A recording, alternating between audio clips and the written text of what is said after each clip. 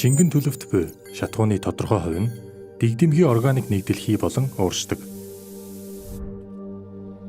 Ингээд автомашинд шатхуун түгээх үед уг хий агаарт ялгарч хүний биеийг хордуулдаг.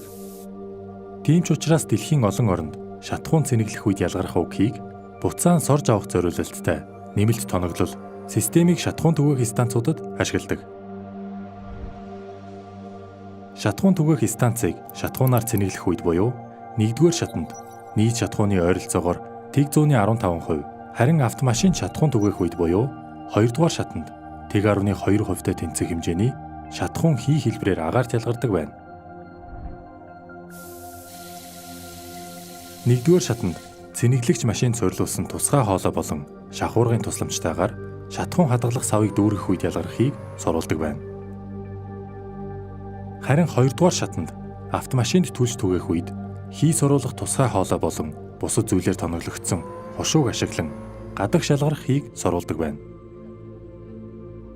Уг системийг ашигласнаар шатхуун цэнэглэх үед ялгарх хийн 95%-ийг автомашинд шатхуун түгээх үеийн хийн ялгарлын 96%-ийг соруулж авдаг байна. Одоогоор Монгол улсад уг системийг ашиглаж байгаа шатхуун түгээх станц байхгүй бөгөөд уг дэгдэмхийн органик нэгдэл нь бензол, метанол, толзол, пехлоретилийн хэлбэрээр оршдог. Уг химийн нэгдлүүд нь манай улсын химийн хорт болон аюултай бодисын ангилал ба жагсаалтад багтсан байдгаас гадна эдгээр нь бүгд хорт хавдар үүсгэгч бодисууд юм.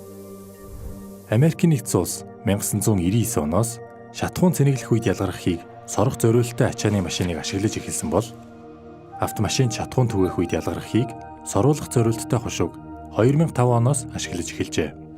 Дэлхийн хэмжээнд нийт дэгдэмхийн органик нэгдлийн 15% буюу 110 мянган тонн нь шатхуун түгээх станцыг цэнэглэх болон автомашин шатхуун түгээх үед ялгардаг байна.